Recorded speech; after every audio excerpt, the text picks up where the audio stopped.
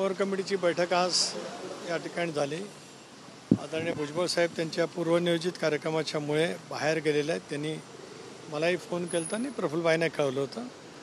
आज आम्ही प्रामुख्याने विधान परिषदेची एक जागा राजेश पिटेकर विधानसभेवरती निर्वाचित झाले असल्यामुळे त्या जागेच्या वतीमध्ये आम्ही थोडीफार चर्चा केली।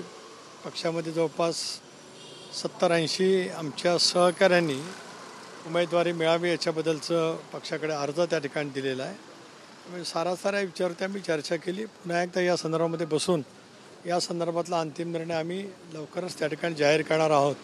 पण अर्ज भरण्याची शेवटची तारीख 17 मार्च आहे आणि त्यामुळे मधल्या कालावधीमध्ये पुन्हा दिल्लीवरनं येऊन या विषयावरती आम्ही चर्चा करणार आहोत।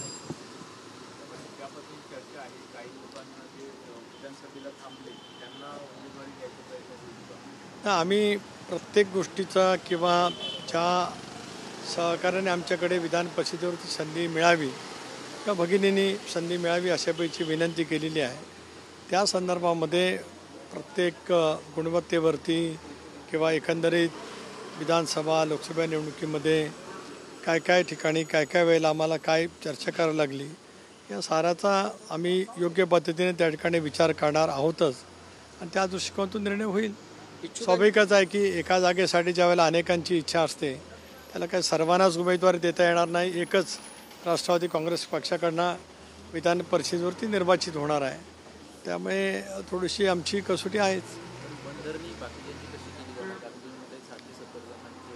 नाही, शेवटी पक्षामध्ये किंवा कुठल्याही राजकीय पक्षामध्ये जितक्या जागा असतात त्याच्यापेक्षा अधिक इच्छुक असतातच आणि इच्छुक असणं हा प्रत्येकाचा नैसर्गिक हक्क आहे। राष्ट्रवादी काँग्रेस पक्ष चव्हाण साहेबांच्या विचारधारेवरती चालणारा लोकशाहीच्या विचारधारेवरती चालणारा पक्ष असल्यामुळे स्वाभाविकपणाने आमच्याकडे अर्ज करतात, इच्छा व्यक्त करतात आणि ती त्यांची इच्छा त्याच्याबद्दलचा चर्चा करणं स्वाभाविक पक्ष नेतृत्व म्हणून आमच्या सर्वांची जबाबदारी आहे।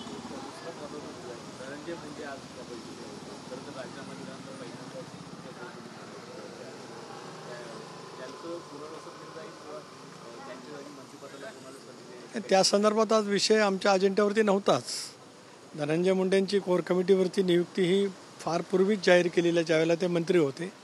मागच्या कोर कमिटीच्या बैठकीला ते त्यावेळेला हॉस्पिटलमध्ये आजारी असल्यामुळे दाखल असल्यामुळे ते त्यावेळेला काही येऊ शकले नव्हते। आज ते आले होते। आजचा विषय अतिशय मर्यादित होता। त्याचबरोबर ते आगामी कालावधीमध्ये काही पक्षप्रवेश असू शकतात, पक्षाचं संघटनेचं कामाची चर्चा केली, सभासद नोंदणीच्या अवधीमध्ये सुद्धा अधिक सक्रिय कसं होता येईल याचा आम्ही साकल्याने विचार केला। त्यामुळे विधानसभेचं सत्र होईपर्यंत आदरणीय राष्ट्रीय अध्यक्ष उपमुख्यमंत्री दादा हे स्वाभाविकपणाने व्यस्त आहेत, कारण अर्थसंकल्पीय अधिवेशन आहे। त्यांच्याकडे अर्थ आणि नियोजन विभागाची जबाबदारी आहे। माझंही आणि प्रफुल्लभाईंचं सुद्धा आमचं लोकसभेचं आणि राज्यसभेचं अधिवेशन चालू आहे। ते संपल्याच्या नंतर एप्रिल महिन्यामध्ये अधिक संघटनेच्या कामाला मी गती देणार आहोत।